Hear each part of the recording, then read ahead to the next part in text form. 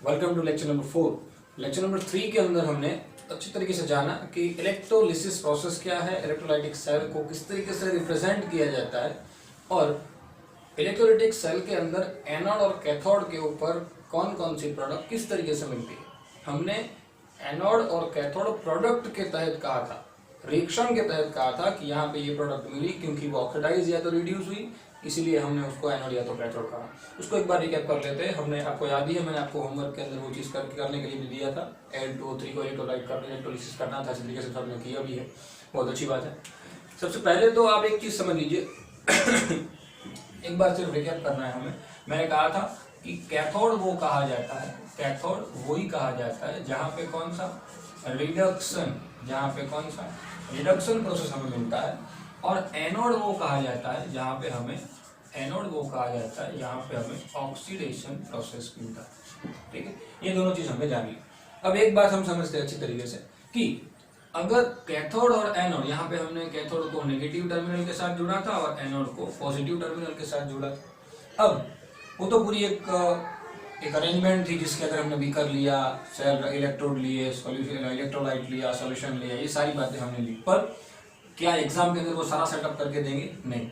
Exam के अंदर हमें वो सेल, उसको रिप्रेजेंट करना आना चाहिए, किस तरीके से वो सेल दिया हुआ है उसको आइडेंटिफाई करना भी आना चाहिए। ठीक है, तो हम आज के लेक्चर के अंदर एक ही लाइन में सारे सेल को लिखना सीखेंगे, किस तरीके से इलेक्ट्रोलाइटिक सेल को एक लाइन में लिखा जाता है। ठीक है, अच्छी तरीके से समझिएगा।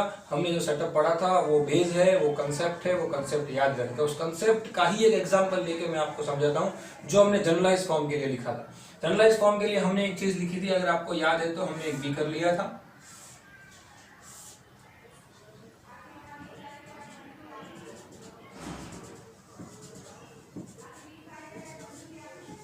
ठीक है। उसी बीकर के अंदर हमने इलेक्ट्रोड को डीप किया था और हमें कुछ प्रोसेस भी मिली थी। वो प्रोसेस में यहाँ पे वापस एक बार लिखूंगा तो आपको एक बार रिकैप भी हो जाएगा। उसके साथ हमने बैटरी को कनेक्ट कर दिया था, जो कि कैथोड के साथ ये जो है वो कैथोड, ये जो है वो एनोड, हालांकि ये पॉजिटिव टर्मिनल के साथ जुड़ा हुआ है और ये नेगेटिव टर्मिनल के साथ जुड़ा हुआ है। ठीक है, तो कैथोड जो कि नेगेटिव है। अब यहाँ पे हमने, आपको याद हो तो सॉल्यूशन लिया था Ca, इसीलिए सॉल्यूशन में C+ और A- आयन थे। C+ यहाँ गया था, A- यहाँ गया था। उसका जो रिएक्शन है वो रिएक्शन में यहाँ पे लिख दे रहा हूँ। एनोड पे मैंने जैसे आपको कहा था कि आप आदत डालिए पहले पॉजिटिव यानी कि एनोड लिखने की और उसके बाद कैथोड लिखने की। तो एनोड या तो कैथोड, उसके रिएक्शन में सबसे पहले एनोड लिखेंगे। क्यों? क्योंकि वो आपको आसानी से इक्वेशन बना के देगा, समझ में आ जाएगा आपको बहुत जल्दी। देखिए एनोड के रिएक्शन के अंदर क्या था, एनोड यहाँ पे A- था, वो A- उसके ऊपर यहाँ पे सारी जगह पे क्या हुआ था, प्रोटॉन आ गए थे सारी जगह पे, क्योंकि यहाँ पे डेफिशिएंसी जनरेट हुई थी और ये नेगेटिव ने इलेक्ट्रॉन को नीचे की तरफ पुश किया था। ये फिगर मैंने लास्ट लेक्चर में आपको अच्छी तरीके से समझाया। अब ये जो A- था उसने क्या किया था, एक इलेक्ट्रॉन डोनेट किया और किसके अंदर कन्वर्ट हो गया, खुद A के अंदर कन्वर्ट हो गया था। ठीक है ना, यहाँ पे एक इलेक्ट्रॉन, इसलिए इस रिएक्शन को हमने क्या कहा था, ऑक्सीडेशन, माफ कीजिए क्या कहा था, पूरा लिखेंगे तो हाफ ऑक्सीडेशन रिएक्शन कहा था। ठीक है ना, मैं नेगेटिव टर्मिनल की बात करता हूँ। नेगेटिव टर्मिनल के अंदर कौन सी सेंस बनती है, जो कि कैथोड कहा जाता है। नेगेटिव टर्मिनल के ऊपर क्या हुआ था, नेगेटिव टर्मिनल देखिए यहाँ पे जो कैथोड है वहां पे ये पॉजिटिव आयन वहां पे गए थे और उसके पास पहले से एक डेफिशिएंसी है और यहाँ पे तो इलेक्ट्रॉन मौजूद थे, इसलिए उसने इलेक्ट्रॉन को गेन कर लिया था और कन्वर्ट हो गया था सी में। यहाँ पे इलेक्ट्रॉन गेन हुआ था, इसलिए हमने उसको हाफ रिडक्शन रिएक्शन कहा। ठीक है ना, हाफ रिडक्शन रिएक्शन कहा था। अब ये प्रोसेस आपने पढ़, लेकिन क्या हर वक्त हर एक सेल के लिए हम ये सारी चीजें लिखेंगे? नहीं, हर वक्त हर एक सेल के लिए ये सारा सेटअप बनाना पॉसिबल होगा नहीं। इसीलिए आज के लेक्चर के अंदर हमें जानना है खास क्या, कि इस सेल को या किसी भी प्रकार के इलेक्ट्रोलाइटिक सेल को आप रिप्रेजेंट करोगे कैसे। तो आज के लेक्चर के अंदर हमें सीखना है क्या, रिप्रेजेंटेशन ऑफ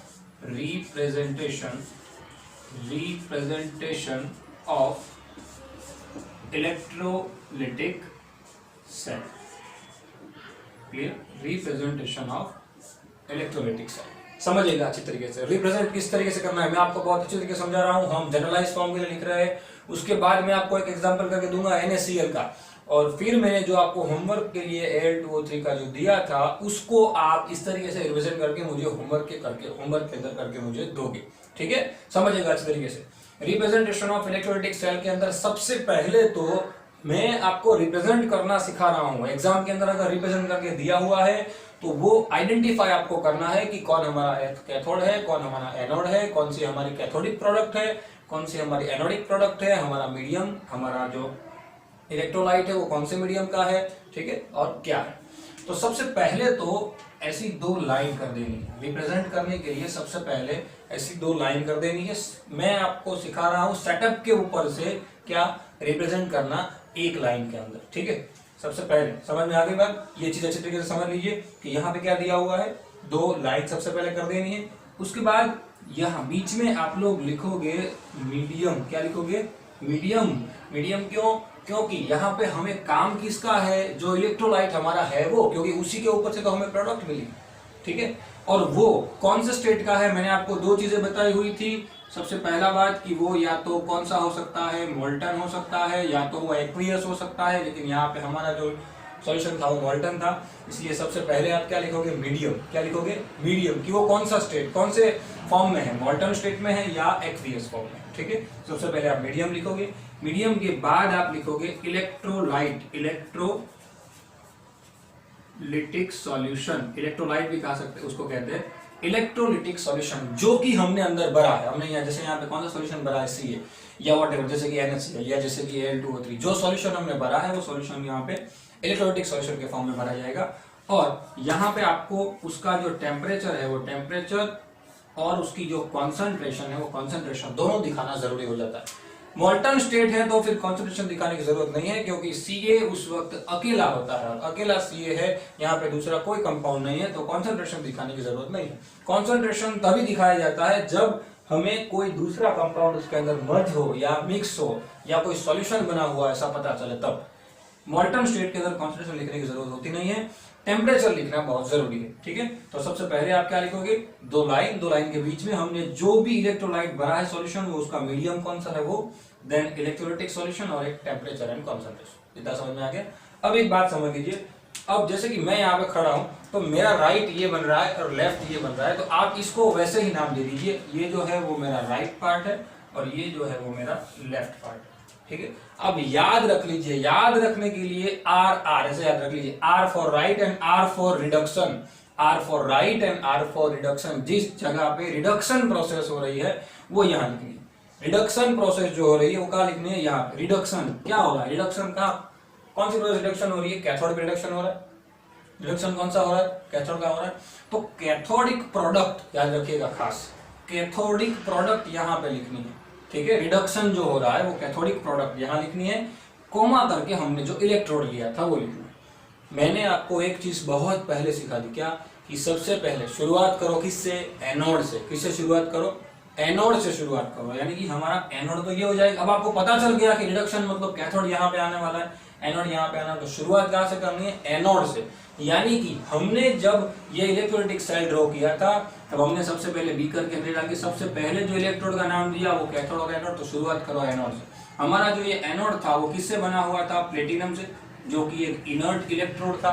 ठीक है, ये भी किससे बना हुआ था? प्लेटिनम से, जो कि एक इनर्ट इलेक्ट्रोड था।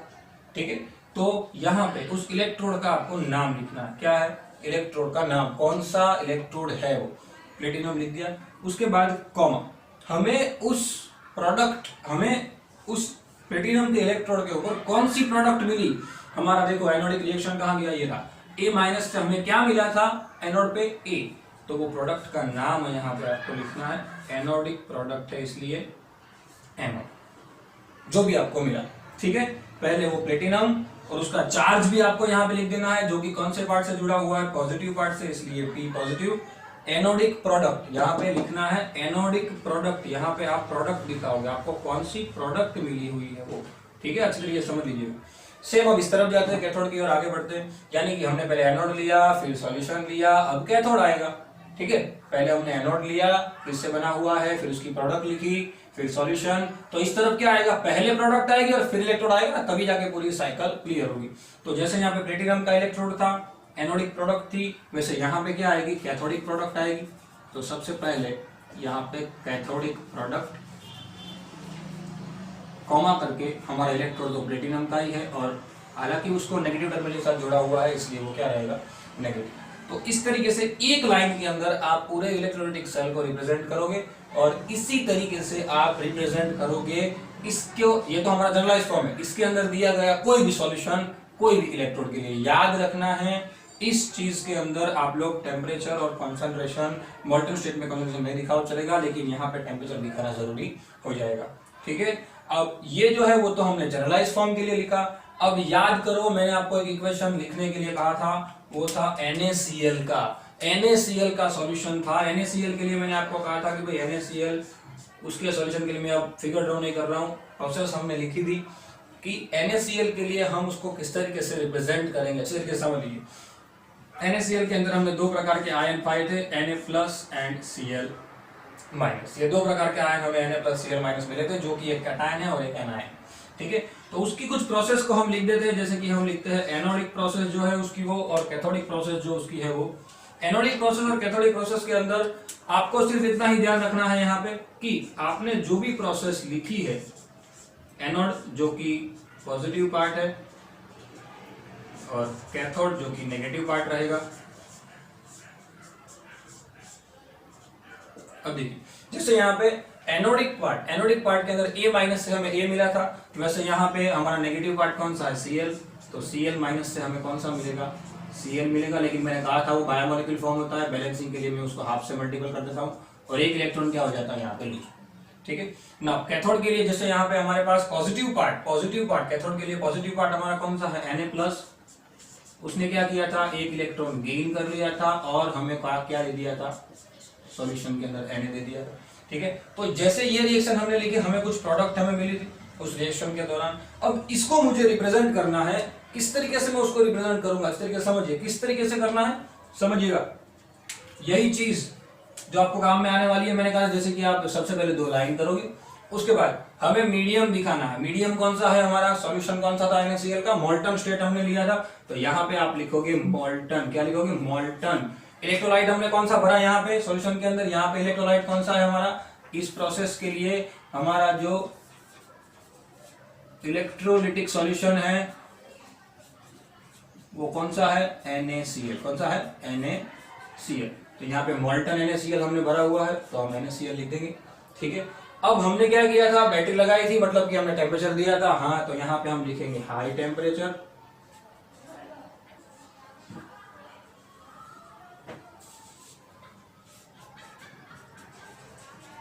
और कॉन्सेंट्रेशन जैसे मैंने कहा लिखने की कोई जरूरत है नहीं, क्योंकि ये अकेला मॉल्टन स्टेट में ही है, तो कॉन्सेंट्रेशन दिखाने की जरूरत नहीं है।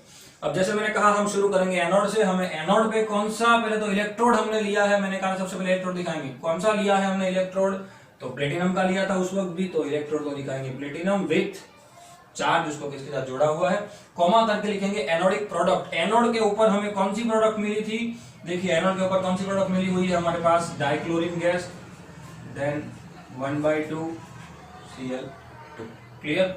अब आगे बढ़ते हैं, यहाँ पे कैथोडिक प्रोडक्ट कौन सी आएगी हमारी, कैथोड के अंदर हमें कौन सी प्रोडक्ट मिली है, सोडियम एंड कॉमा करके प्लेटिनम, जो कि हमारा नेगेटिव टर्मिनल है। तो इस तरीके से आप एक लाइन के अंदर पूरे सेल को एक लाइन के अंदर इस तरीके से दिखा सकते हो। इस बात को अच्छी तरीके से समझ लीजिए, एक लाइन के अंदर आपको दिखाना रहेगा। अब दूसरी बात, ये तो हमने सीखा जो सेटअप है, वो सेटअप के ऊपर से इस तरीके से हम इलेक्ट्रोलाइटिक सॉल्यूशन को, इलेक्ट्रोलाइटिक सेल को एक लाइन में दिखाएंगे। अब एग्जाम के अंदर आपको यही फॉर्म दिया हो तो आपको समझ जाना है कि आपका इलेक्ट्रोड किससे बना हुआ है, आपको एनोड और कैथोड पे प्रोडक्ट कौन सी मिली हुई है, और आपका मीडियम कौन सा है, और आपका इलेक्ट्रोलाइटिक सॉल्यूशन कितना है, और साथ में टेम्परेचर दिया हो तो वो भी कितना है। समझ में आ गई बात, अच्छी तरीके से समझिएगा। ये रिप्रेजेंटेशन है, रिप्रेजेंटेशन अगर आप प्रॉपर्ली समझ पाओगे तो ही आपको समझ में आएगा किस तरीके से सॉल्यूशन बनेगा, प्रोडक्ट क्या रहेगी और किस तरीके से हमें जानना है। समझ में आ गई बात, ठीक है, रेडी। तो अच्छी तरीके से हमें इस बात को आगे बढ़ाना है, लेकिन सबसे पहले आप इस सारी चीजों को अच्छी तरीके से रिकैप करिएगा। अगर ये सारी चीजें अच्छी तरीके से रिकैप होती है तो ही आप आगे कुछ समझ पाओगे। ठीक है, लेक्चर को आगे कंटिन्यू करेंगे। ठीक है, थैंक यू सो मच।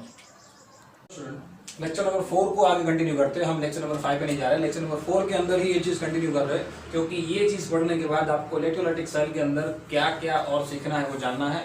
उसके बाद लेक्चर नंबर 5 जो है उसके अंदर हम इलेक्ट्रोकेमिकल सीरीज पढ़नी है, वो क्या है उसके बारे में डिस्कस करते हैं। सबसे पहले आपने ये चीज अच्छी तरीके से सीख ली है, मैंने यहाँ पे वो सेटअप इसलिए रखा हुआ है कि इलेक्ट्रोलाइटिक सेल को किस तरीके से वन लाइन के अंदर रिप्रेजेंट किया जाता है। ठीक है, आपका होमवर्क, एक बार मैं कहना भूल गया आपको, आपका जो होमवर्क है वो आपको रिप्रेजेंट करना है जो मैंने आपको सेल पहले से दिया हुआ था, एक जो होमवर्क के अंदर दिया था L2O3, जिसको आपने उसकी जो प्रोडक्ट वाला फॉर्म आपने लिखा, आप उसको रिप्रेजेंट करोगे, आप उसको रिप्रेजेंट करोगे किसके अंदर, वन लाइन के अंदर, एक लाइन के अंदर आप उसको रिप्रेजेंट करोगे और फिर मुझे बताओगे कि किस तरीके से वो बना हुआ है। ठीक है ना, हम आगे बात करते हैं। हम पढ़ रहे थे इलेक्ट्रोलाइटिक सेल। इलेक्ट्रोलाइटिक सेल, उसके अंदर आपको एक चीज अच्छी तरीके से समझनी पड़ेगी।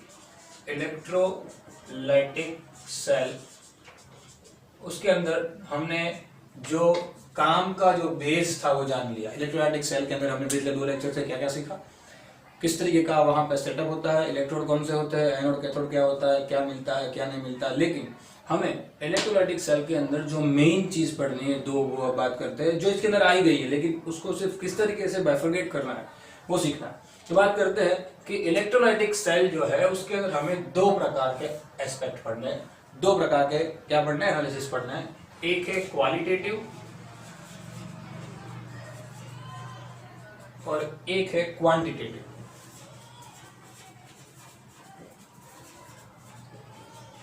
यहां पे हमें 2 प्रकार के एस्पेक्ट पढ़ने हैं, एक है क्वालिटेटिव और एक है क्वांटिटेटिव। समझिए क्वालिटेटिव के अंदर क्या है, हमने ये जो चीज यहाँ पे लिखी, हमने ये जो सीखा वो सब किसमें आता है, क्वालिटेटिव के अंदर।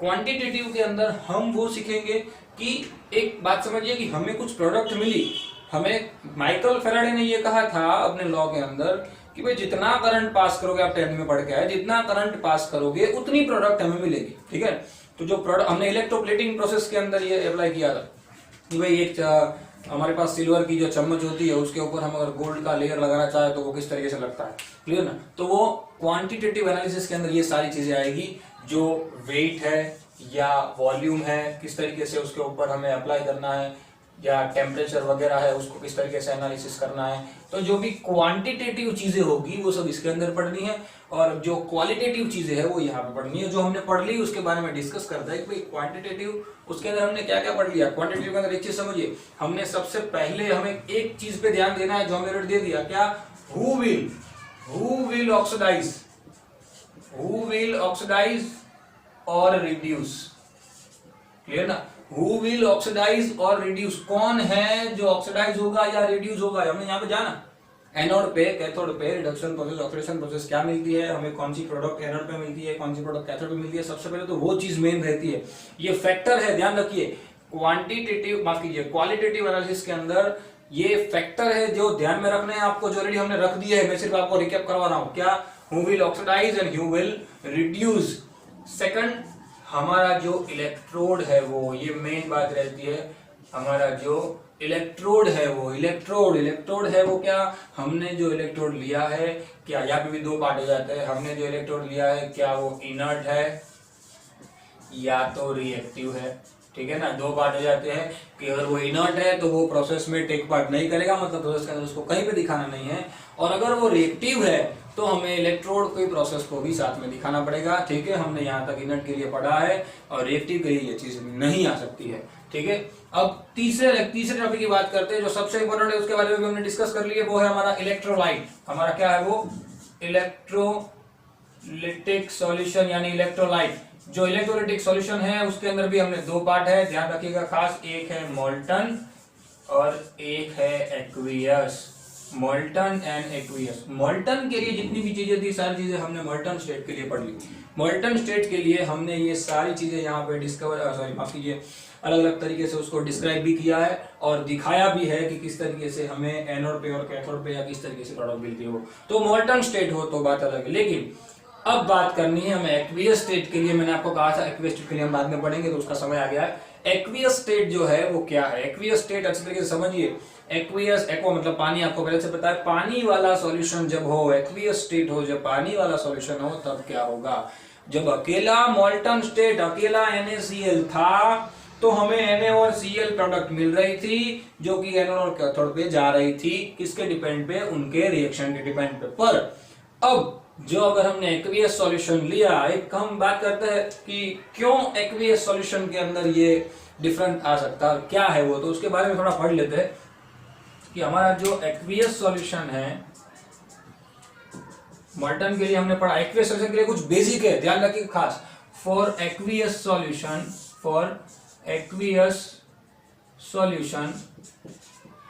उसके लिए कुछ बेसिक है, उस पर खास ध्यान दे दीजिए। उसके लिए जो बेसिक है वो for aqueous solution. Aqueous solution के लिए आपको क्या करना है? देखो, हमने एक बात बताई अभी फिलहाल कि भाई मैंने एक, जैसे कि एक बीकर में बनाता हूं, उसके अंदर मैंने कुछ एनोड या कैथोड डाल दिए, उसको बैटरी से कनेक्ट भी कर दिया।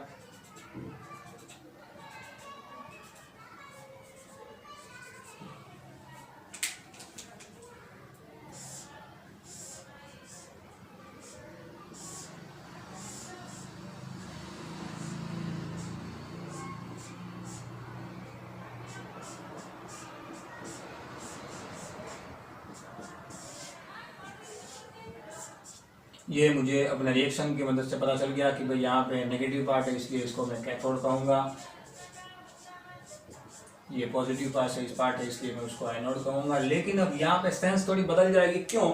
यहाँ पे मैंने जो सॉल्यूशन भरा हुआ था, वो सॉल्यूशन कौन से स्टेट में था? मोल्टन स्टेट में था, यानी अकेला Ca था, अकेला NaCl था। अब सपोज मैं यहाँ पे जो एग्जाम्पल ले रहा हूँ, वो एग्जाम्पल समझिए। यहाँ पे मैंने जो लिया वो लिया NaCl का एक्वियस सॉल्यूशन। तो अब एक बात समझिए कि अगर NaCl का मैंने एक्वियस सॉल्यूशन लिया है, समझिएगा, NaCl का मैंने एक्वियस सॉल्यूशन लिया है, तो जब NaCl दो पार्ट में डिवाइड होंगे, Na+ यानी कि कैटायन एंड Cl- यानी कि एनायन, तो वो यहाँ पे जिस तरीके से नेगेटिव पॉजिटिव पार्ट में गए वैसे नहीं जा सकते। क्यों? क्योंकि यहाँ पे Na+ और Cl- के साथ साथ और एक चीज प्रेजेंट है, वो क्या है? पानी, एक्वियस स्टेट है, इसलिए तो पानी भी खुद क्या होता है? दो अलग अलग पार्ट में डिवाइड होता है, एक H2 और एक O2। क्लियर ना? तो अब आपके पास दो बातें आ गई है कि Na+ है, तो Na+ जैसे कि यहाँ नेगेटिव पार्ट है, ये हमारा नेगेटिव है, ठीक है ना? अच्छी तरह से समझिएगा, ये नेगेटिव है, ये पॉजिटिव है। तो अगर ये नेगेटिव की तरफ Na+ जाता है, नेगेटिव पॉजिटिव की तरफ जाता है, तो यहाँ पे जैसे Na+ है, वैसे यहाँ पे पॉजिटिव कौन है? H+ है, तो H+ की भी जाने की पॉसिबिलिटी है, और ये नेगेटिव है तो इसकी भी जाने की पॉसिबिलिटी है। यानी कि अब हमारे पास एक ही इलेक्ट्रोड पे दो चीजें एक साथ दौड़ रही है, Na+ और H+, Cl- और O-2। क्लियर ना? दो चीजें एक साथ दौड़ रही है, तो इनमें से कौन होगा जो हमें प्रोडक्ट के फॉर्म में मिलेगा? समझ में आई बात? क्यों ये थोड़ा अलग है? यहाँ तो सीधी प्रोडक्ट मिल जाती थी, क्योंकि वो अकेला था, अकेला मोल्टन स्टेट था, इसलिए पता चल जाता था कि भाई Na ही यहाँ जाएगा, Cl ही यहाँ जाएगा। अब यहाँ पे कैसे करेंगे? तो उसके लिए जो बेसिक है, वो खास जो मैं आपको 2 लाइन लिखवा रहा हूँ, वो खास दिमाग में बिठा लीजिए कि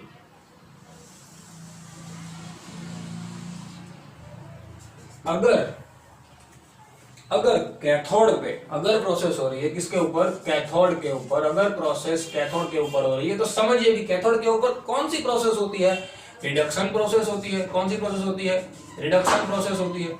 अगर कैथोड के ऊपर रिडक्शन प्रोसेस होती है, समझिएगा अच्छी तरीके से, अगर कैथोड के ऊपर रिडक्शन प्रोसेस हो रही है, तो हम क्या करेंगे? अगर कैथोड के ऊपर रिडक्शन प्रोसेस हो रही है, तो वहां पे कोई ना कोई रिड्यूस हो रहा होगा, ठीक है ना? रिडक्शन प्रोसेस हुई तो वहां पे कोई ना कोई क्या हो रहा होगा? रिड्यूस हो रहा होगा, कोई ना कोई रिड्यूस होगा। पर कौन? अगर एक्वियस सॉल्यूशन नहीं है, ये है तो सीधा पता चल जाता है, लेकिन अगर एक्वियस स्टेट में है, तो ये जो रिड्यूस होगा, वो रिड्यूस होने वाला कौन होगा? तो जिसकी एसआरपी की वैल्यू क्या होगी? ज्यादा। जिसकी, पहले तो एसआरपी समझ लेते हैं, ज्यादा कम बात भी करते हैं। पहले तो एसआरपी क्या है? एसआरपी जो, देखो मैंने यहाँ रिडक्शन प्रोसेस हो रही है, जो रिड्यूस होगा वो जाएगा, लेकिन रिड्यूस कौन होगा? यहाँ पर हमारे पास दो चीजें हैं रिड्यूस होने के लिए। कैथोड के ऊपर दो चीज जा सकती है, Na और H, पानी भी है ना साथ में। यानी कि एसआरपी मतलब क्या है? समझिएगा, SRP means standard reduction potential. Standard reduction potential. Standard reduction potential क्या है वो सीखने के लिए आपको सीखना है क्या, इलेक्ट्रोकेमिकल सीरीज। इलेक्ट्रोकेमिकल सीरीज आप अच्छी तरीके से समझ लीजिए। आपको शुरुआत में ऐसा लगेगा अभी फिलहाल की एसआरपी क्या है, क्यों ये सब सर लिख रहा है, लेकिन जब आप अगले लेक्चर के अंदर पूरी जब इलेक्ट्रोकेमिकल सीरीज पढ़ लोगे तो पूरी सेंस आपके लिए एकदम क्लियर हो जाएगी, पूरा सेल एकदम क्लियर हो जाएगा। दोनों मीडियम के लिए आप आसानी से कुछ भी लिख पाओगे। स्टैंडर्ड रिडक्शन पोटेंशियल की वैल्यू जिसकी क्या होती है, अब समझिए, जिसकी स्टैंडर्ड रिडक्शन पोटेंशियल की वैल्यू हायर होती है, समझिएगा, जिसकी स्टैंडर्ड रिडक्शन पोटेंशियल की वैल्यू हायर होती है, ज्यादा होती है, वो रिड्यूस होगा। यानी कि इन दोनों में से जिसकी स्टैंडर्ड रिडक्शन पोटेंशियल की वैल्यू ज्यादा होगी वो जाएगा। ठीक है ना, एक इलेक्ट्रोड पे दो चीज दौड़ रही है, मैंने कहा था कौन जाएगा, तो जो जाएगा कौन, जिसकी स्टैंडर्ड रिडक्शन पोटेंशियल की वैल्यू क्या है, ज्यादा है। इस बेसिक को समझेगा अच्छी तरीके से। अब हम बात करते हैं कैथोड के बाद एनोड के ऊपर आते हैं। एनोड जो है, एनोड के अंदर हमने क्या सीखा, प्रोसेस कौन सी होती है एनोड के ऊपर, ऑक्सीडेशन प्रोसेस होती है। ऑक्सीडेशन प्रोसेस होती है मतलब क्या होगा, क्या हो रहा होगा, कोई ना कोई ऑक्सीडाइज हो रहा होगा, ठीक है ना, कोई ना कोई क्या हो रहा होगा, ऑक्सीडाइज हो रहा होगा। अगर कोई ना कोई ऑक्सीडाइज हो रहा है तो उसकी जो स्टैंडर्ड रिडक्शन पोटेंशियल की वैल्यू होगी, स्टैंडर्ड रिडक्शन की वैल्यू वो क्या हो जाएगी, एकदम कम। यानी कि समझिए, स्टैंडर्ड रिडक्शन पोटेंशियल की वैल्यू कम, यानी कि वो ऑक्सीडाइज होगा, क्योंकि वो रिड्यूस होना चाहेगा ही नहीं, क्योंकि उसकी रिडक्शन पोटेंशियल की वैल्यू तो क्या है, कम, इसलिए वो क्या होगा, ऑक्सीडाइज। यहां पे आप एक और चीज भी लिख सकते हो, जिसकी स्टैंडर्ड ऑक्सीडेशन पोटेंशियल की वैल्यू क्या हो, ज्यादा। अब ये ऑक्सीडेशन पोटेंशियल क्या, रिडक्शन पोटेंशियल क्या, वो बार बार आपके दिमाग में आ रहा होगा, पर ये चीज आपको एकदम क्लियर हो जाएगी जब आप इलेक्ट्रोकेमिकल सीरीज को पढ़ लोगे। ठीक है, फिलहाल आपको बेसिक याद रखना है, क्या है, कैथोड के ऊपर रिडक्शन प्रोसेस हो रही है, कौन रिड्यूस होगा, जिसकी एसआरपी की वैल्यू ज्यादा होगी। एनोड ऑक्सीडेशन प्रोसेस हो रही है, कौन ऑक्सीडाइज होगा, जिसकी एसआरपी की वैल्यू कम होगी, या तो जिसका स्टैंडर्ड रिडक्शन की जगह पे स्टैंडर्ड ऑक्सीडेशन पोटेंशियल क्या होगा, ज्यादा होगा। ठीक है, इतना बेसिक आपको अच्छी तरीके से याद रखना है। अगर आप इस बेसिक को याद रख लेते हो तो आपको इलेक्ट्रोकेमिकल सीरीज का जो लेक्चर है वो अगर अच्छी तरीके से आप दिमाग में उतार लेते हो ये दोनों बातें, तो वो सीरीज वाला जो टॉपिक है वो आपको आसानी से आ जाएगा, कोई दिक्कत नहीं आएगी। ठीक है, लेकिन वो सीरीज जो है वो बहुत लंबी है, उसके अंदर से चुनिंदा 24 एलिमेंट्स को मैंने अलग निकाला है। जैसे आपने 1 से 20 एलिमेंट याद किए थे लाइन में, वैसे वो 24 एलिमेंट को आपको क्या करना है, याद करना है लाइन में, क्योंकि आपकी जो इलेक्ट्रोकेमिकल सीरीज है वो रिडक्शन पोटेंशियल की जो वैल्यू है, स्टैंडर्ड रिडक्शन पोटेंशियल की वैल्यू उसके क्या है, इंक्रीजिंग ऑर्डर में है। अगर आप वो याद कर लेते हो तो कौन ज्यादा कौन कम अपने आप दिमाग में बैठ जाएगा, फिर दुनिया का कोई भी इलेक्ट्रोलाइटिक का सेल हो, सॉल्यूशन दिया हुआ हो या कुछ भी सेटअप दिया हुआ हो, आसानी से लिख पाओ। ठीक है, तो ये खास जो बेस है वो आपको याद रखना है, दोनों चीजें। ठीक है, क्योंकि अब एक्वियस सॉल्यूशन के लिए थोड़ा साइंस, थोड़ी बातें यहाँ पे बदलती हुई नजर आएगी।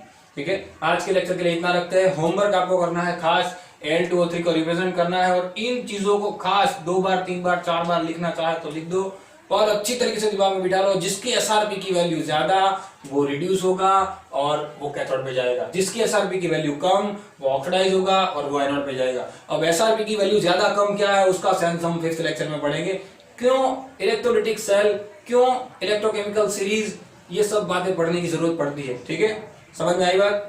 तो आज के लेक्चर के लिए इतना ही रखते हैं। Thank you so much.